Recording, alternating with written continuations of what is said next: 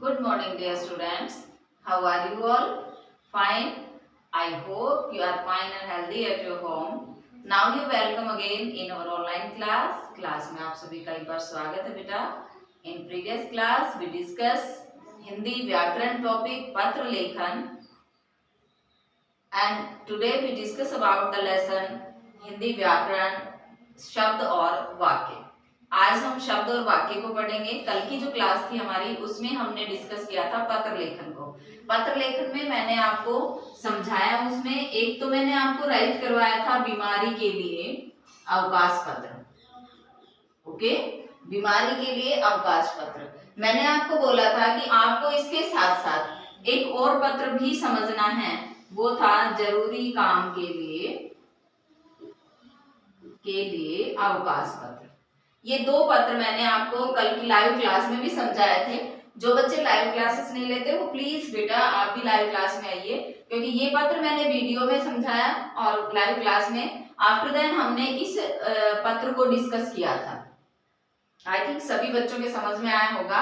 इसे मैंने आपको रफ नोटबुक में लिखने के लिए बोला था कि आप सभी इसको रफ नोटबुक में लिखोगे.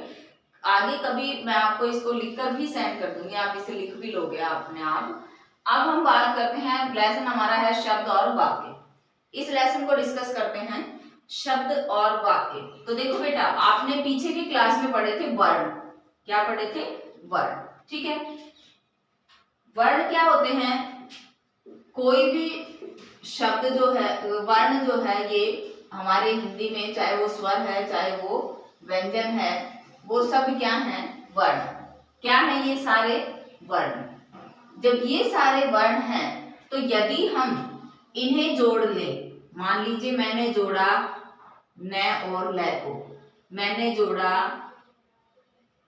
क और न और कै को, ठीक है, मैंने जोड़ा मैं ना, ठीक है, तो ये क्या बन जाएंगे? ये शब्द ये क्या बन जाएंगे? शब्द बन जाएंगे.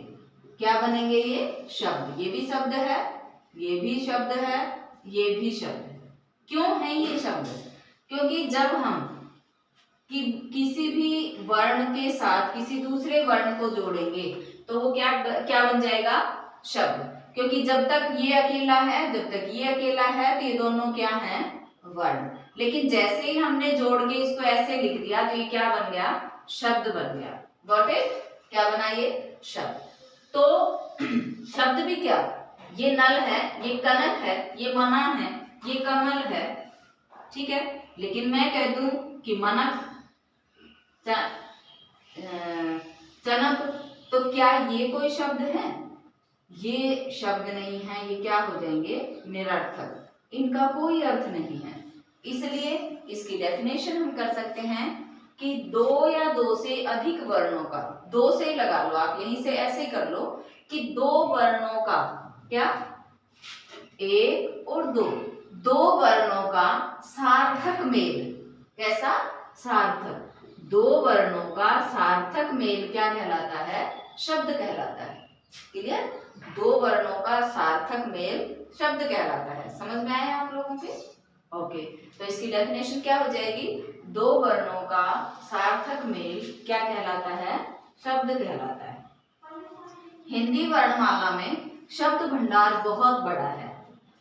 हिंदी में शब्द भंडार है वो बहुत बड़ा है. तो देखो, शब्द की यदि कोई परिभाषा हमसे पूछे तो हम क्या लिख सकते हैं? दो वर्णों के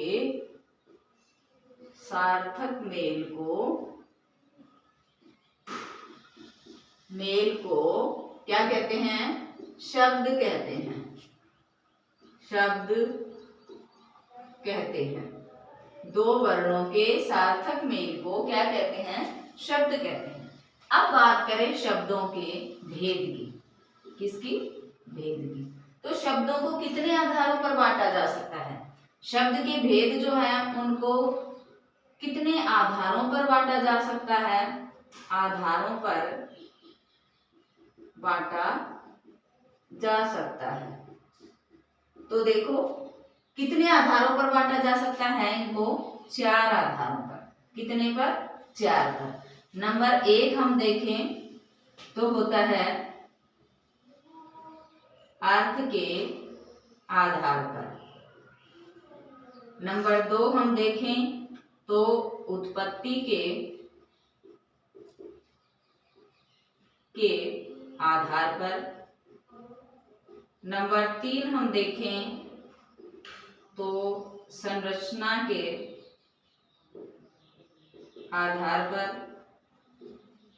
और नंबर 4 हम देखें तो प्रयोग के आधार पर। Got it? अर्थ के आधार पर शब्द के भेद, उत्पत्ति के आधार पर शब्द के भेद, संरचना के आधार पर शब्द के भेद और प्रयोग के आधार पर शब्द के भेद।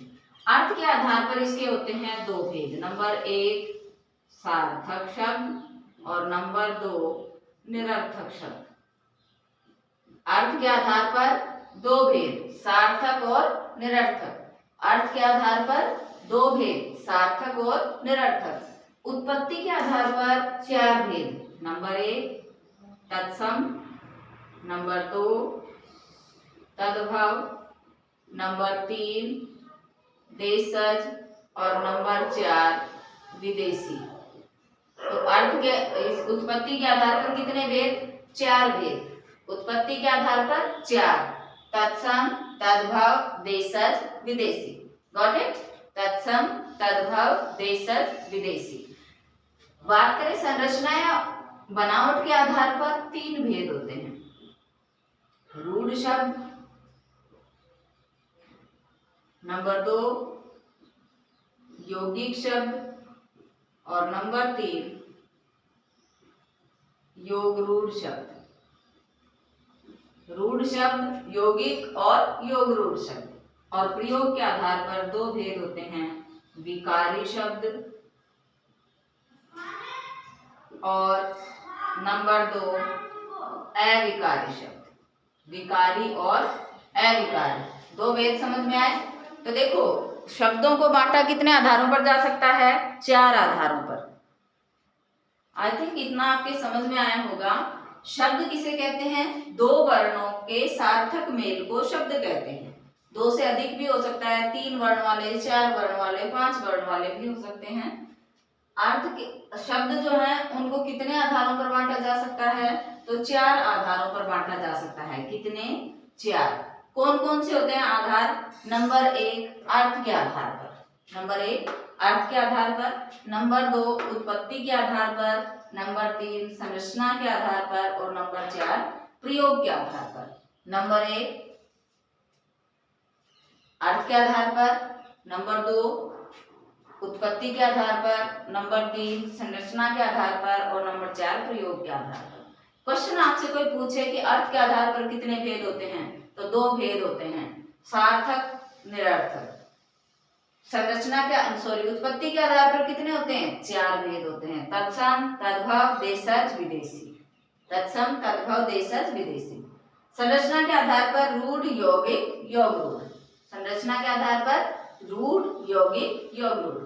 और प्रयोग के आधार पर विकारी और अविकारी। इन सब की डेफिनेशंस आपको लर्न करना जरूरी नहीं है, मैं इनके बारे में वैसे आपको बता देती हूँ कि कौन कौन से शब्द हैं वो क्या क्या होते हैं। ठीक है, कौन कौन से शब्द क्या क्या होते हैं, सबकी डेफिनेशन आपको लर्न नहीं करनी है। कुछ एक आध की डेफिनेशन, जैसे आपसे कोई पूछ रहे सार्थक शब्द किसे कहते हैं? सार्थक तो वे शब्द जिनका अर्थ निकलता है वो क्या कहलाते हैं? सार्थक कहलाते हैं। वे शब्द जिनका अर्थ निकलता है वो क्या कहलाते हैं? सार्थक। आपसे कोई पूछे कि सार्थक शब्द किन्हें कहते हैं, तो वे शब्द जिनका अर्थ निकलता है,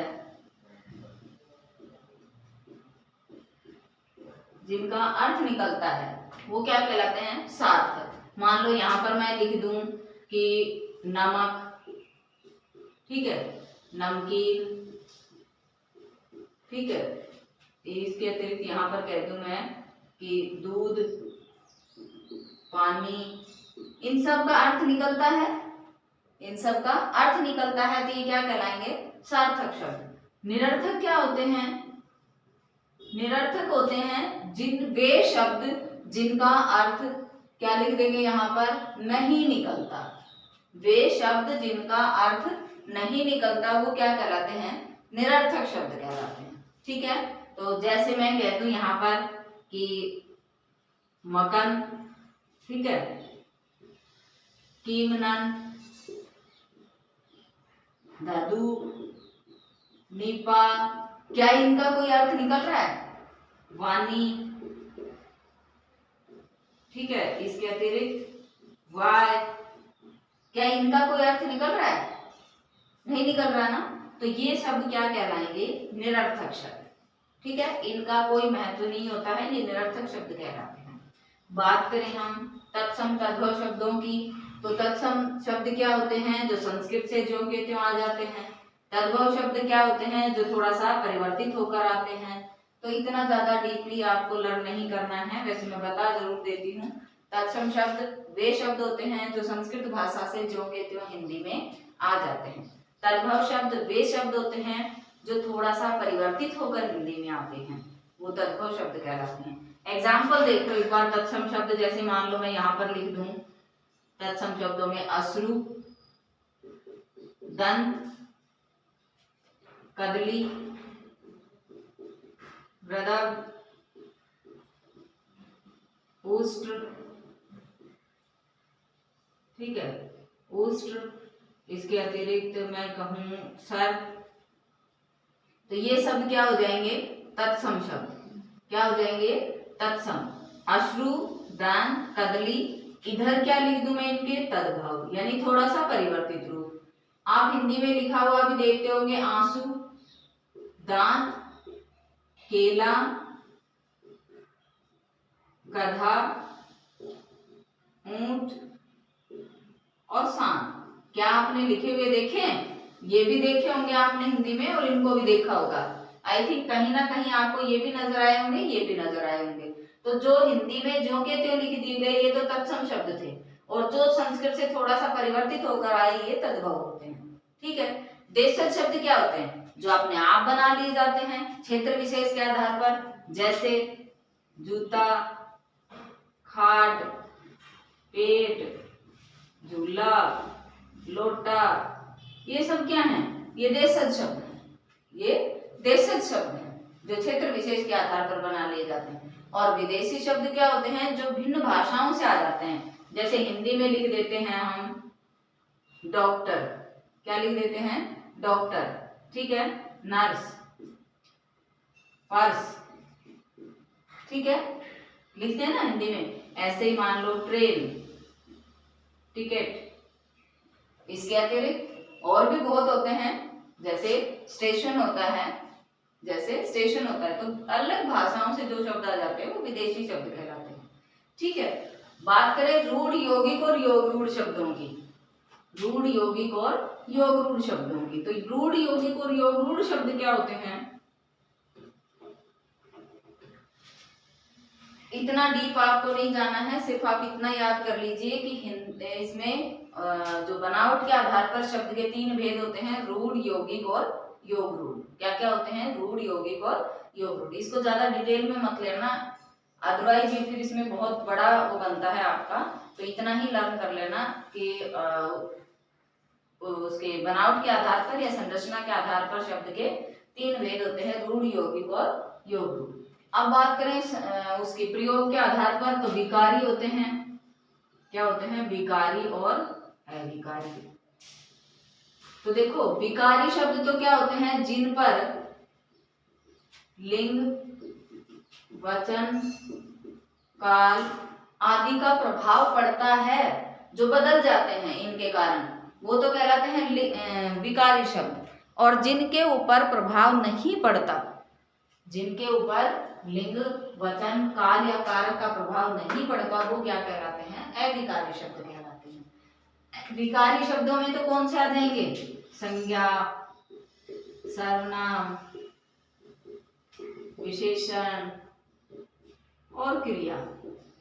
और अविकारी शब्दों में मान लो यहाँ पर संबंध बोधक, समुच्चय बोधक, संबंध बोधक, समुच्चय बोधक, विस्मयादि बोधक,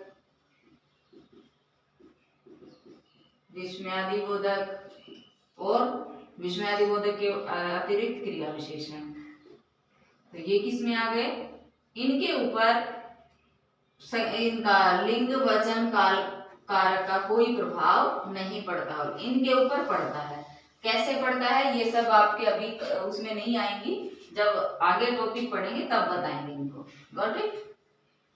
अब बात करते हैं इसमें वाक्य की। इसी पाठ में है, छोटा सा और है वाक्य। ठीक है, हम अगली क्लास में फिर एक बार डिस्कस कर लेंगे इसको। आप ये मत समझना कि मैम आप पूरा लेसन एक बार ही करवा रहे हो, लेकिन हम इसको लाइव क्लास में जो डिस्कस करेंगे ना तो बहुत अच्छे से और समझ में आ जाएगा, कुछ इसमें समझ में आ जाएगा। एक होता है वाक्य। क्या होता है? वाक्य। क्योंकि शब्दों के बारे में तो आपने देख लिया, अब बात करें वाक्य की। तो देखो, आपने जोड़ा कै मैं ले और इसे एक शब्द बना दिया कमल, तो ये तो क्या बन गया? शब्द। क्या बन गया? ये तो शब्द। ठीक है, मैं इसको कह दूं कि कमल कमल सुंदर फूल है। कमल सुंदर फूल है, ये कह दूं। अब देखो, इसको आप छुपा लो क्या, इसको हटा ही दो। ये क्या है? एक शब्द। फिर मैंने लिखा सुंदर, अब मैंने इसको हटा दिया तो ये क्या है? एक शब्द। फिर मैं लिख दूं यहाँ पर फूल, मैंने इसको भी हटा दिया, क्या है? ये शब्द। ये तो एक एक शब्द हो गए, लेकिन जैसे ही मैं लिखूं कमल सुंदर फूल है, अब देखो इन शब्दों को जोड़कर, मैंने इन सभी शब्दों को जोड़कर क्या बना दिया? एक वाक्य। तो शब्दों का मेल क्या कहलाता है? वाक्य। शब्दों का व्यवस्थित या क्रमबद्ध जो मेल है वो क्या कहलाता है? वाक्य कहलाता है। तो वाक्य किसे कहते हैं? शब्दों का व्यवस्थित मेल या क्रमबद्ध मेल या सार्थक समूह क्या कहलाता है? शब्दों का सार्थक समूह वाक्य कहलाता है। ठीक है, तो ये क्या हो जाएंगे? वाक्य। परिभाषा क्या हो जाएगी इसकी? शब्दों के सार्थक मेल को वाक्य कहते हैं। शब्दों के सार्थक मेल को क्या कहते हैं? वाक्य कहते हैं। शब्दों के सार्थक मेल को वाक्य कहते हैं। क्लियर? अब बात करें, शब्द जो होते हैं उनके लिए भी इसके कुछ अंग होते हैं। तो शब्द के अंग क्या क्या होते हैं? शब्द के अंग होते हैं दो। कौन कौन से? एक होता है उद्देश्य और एक होता है विधेय। एक होता है उद्देश्य और एक होता है विधेय। तो उद्देश्य क्या होता है और विधेय क्या होता है, इसको देखो। मैं कुछ वाक्य लिख रही हूँ यहाँ पर और फिर उसके माध्यम से आपको समझाऊंगी उद्देश्य और विधेय। देखो, मैं कहूँ रीना खेल रही है, मोर नाच रहा है, रहीम पढ़ता है, मुकुल जा रहा है, रमेश खाना खा रहा है। ये वाक्य लिखे मैंने। अब look at the board carefully. आप बिल्कुल ही सावधानी पूर्वक बोर्ड की तरफ देखो और इसको समझने का प्रयास करो। रीना खेल रही है, हम बात किसकी कर रहे हैं? रीना की, है ना? रीना खेल रही है, हम किसकी बात कर रहे हैं? रीना की। मोर नाच रहा है, हम किसके बारे में बात कर रहे हैं? मोर के बारे में। रहीम पढ़ता है, तो यहाँ पर किसके बारे में बात कर रहे हैं? रहीम के बारे में। मुकुल जा रहा है, कौन जा रहा है? मुकुल, तो हम किसके बारे में बात कर रहे हैं? मुकुल के बारे में। और रमेश खाना खा रहा है, तो किसके बारे में बात कर रहे हैं? रमेश के बारे में। तो यहाँ पर रीना, मोर, रहीम, रमेश, ये सब क्या है? यही तो पूछना चाह रहे हैं कि ये सब क्या है? जो नेम मैंने लिखे बोर्ड के ऊपर, रीना, मोर, रहीम, मुकुल, रमेश, मैंने इन्हें अंडरलाइन कर दिया। क्यों किया? क्योंकि इन वाक्यों में हम बात किसकी कर रहे हैं? इन्हीं लोगों की कर रहे हैं। तो ये सारे क्या हो जाएंगे? यही तो उद्देश्य कहलाएंगे, यही उद्देश्य कहलाएंगे। वाक्य में जिसके बारे में बात की जाती है वो उद्देश्य कहलाता है। अब देखो ये उद्देश्य हो गए। इनके बारे में, रीना के बारे में कहा गया वो खेल रही है, मोर के बारे में कहा गया नाच रहा है, रहीम के बारे में कहा गया वो पढ़ रहा है, मुकुल के बारे में कहा गया वो जा रहा है, और रमेश के बारे में कहा गया वो खाना खा रहा है। अब इन लोगों के बारे में क्या कहा गया, ये सारा कुछ कहा गया, तो ये सब क्या कहलाएगा, विधेय। ये क्या हो जाएगा, विधेय। तो क्या इसकी डेफिनेशन ये नहीं बन सकती कि वाक्य में जिसके बारे में बात की जाती है वो उद्देश्य कहलाता है, और उद्देश्य के बारे में जो कुछ कहा जाता है वो विधेय कहलाता है। क्या ऐसा नहीं कह सकते? बिल्कुल सिंपल सी बात है। वाक्य में जिसके बारे में बात की जाती है वो उद्देश्य होता है, और वाक्य में उद्देश्य के बारे में जो कुछ कहा जाता है वो विधेय कहलाता है। समझ में आया बेटा? तो ये लेसन था हमारा शब्द और वाक्य। शब्द और वाक्य। आप कहोगे मैम आपने एक में ही इस लेसन को क्लियर कर दिया, तो बेटा आपकी बुक में जो दिया हुआ है उसके अकॉर्डिंग इतना डीपली नहीं करवाएंगे इसको। अगली क्लास में आओगे ना, जब आप 5th में आओगे तब हम इस लेसन को बहुत अच्छे से और डीपली कर लेंगे, लेकिन अभी जितना मैंने आपको करवाया है उतना ही आपको करना है। ठीक है? क्या क्या पढ़ना है इसमें आपको? तो आपको इसमें पढ़ना है, देखो शब्द किसे कहते हैं, तो शब्दों का सार्थक मेल शब्द कहलाता है। शब्दों का सार्थक मेल शब्द कहलाता है। शब्द को कितने आधारों पर बांटा जा सकता है? 4 आधारों पर बांटा जा सकता है। अर्थ के आधार पर शब्द के कितने भेद होते हैं? 2 भेद होते हैं, सार्थक और निरर्थक। सार्थक और निरर्थक 2 भेद होते हैं।